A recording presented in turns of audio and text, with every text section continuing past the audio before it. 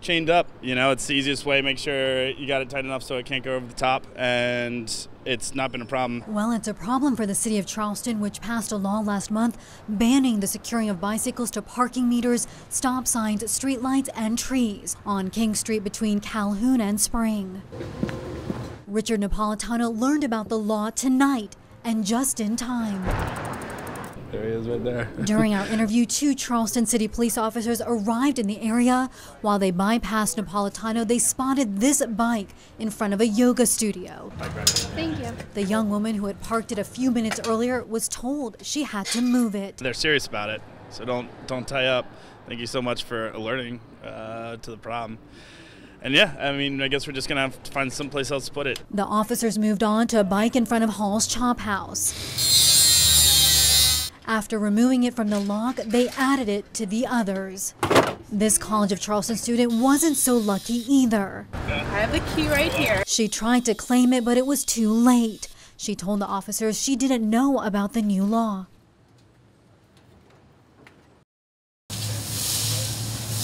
Yesteryear, neighbors used to help neighbors without people having to go out and solicit. This is actually my neighbor's house.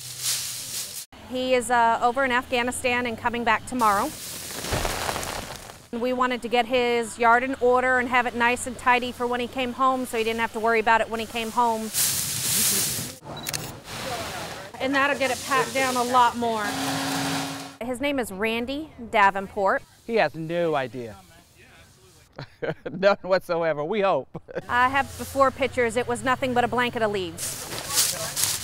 Pine straw is way heavier than leaves, right?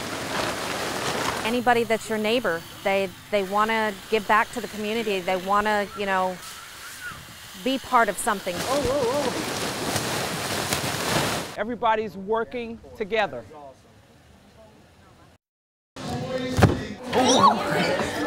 Right now we're setting up for our packing party for Operation Christmas Child. Our goal is 2,000. Last year our goal was 1,000 and we met that and even exceeded that. Knowing that a kid can open this box and just be filled with so much joy that someone halfway across the world cares for them enough to buy them pencils and papers, things that we just kind of throw away and take for granted.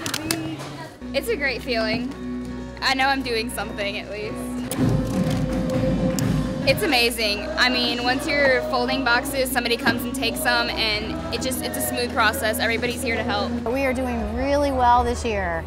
We've got a lot of things coming in. A lot of things are being donated at our drop-off locations this week. Everybody's going to be so happy, and we're just going to know we did such a good thing.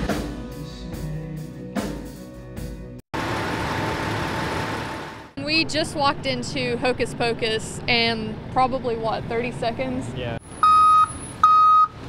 We heard a huge crash and I thought something fell in the store. So shocking just to see and feel and hear. At first I was just making sure no one was even inside of the building. It was really scary because I didn't know if anyone was working and got hit. Let me see if you got a name on. This pet was in the back of the truck, and then they had taken one out of the cab, and turned out it was a third one it was a second one in the cab. You were lucky, this one was in the cab with him.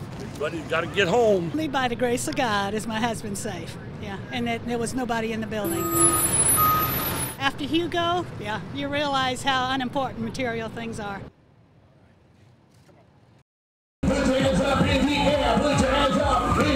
Kathy Brown had a great experience at the Coastal Carolina Fair this weekend.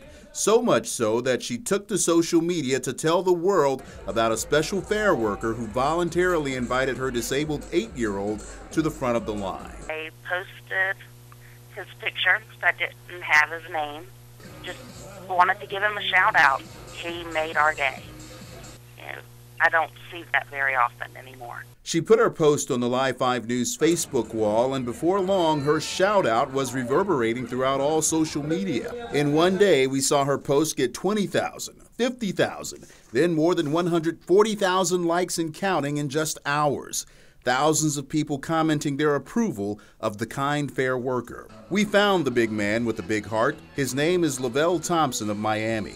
He remembered the incident but didn't make much of it. Because that's how we taught. We taught that the customers, you treat them as kindness, and if they handicapped, you let them come in first. Just doing my job. Made me feel like I'm doing my job. I feel good. Everybody is everybody. No matter if they disabled, they still human beings. Joe Bolchas of the Exchange Club of Charleston says it's not always possible at the fair to make exceptions for all cases of disabilities.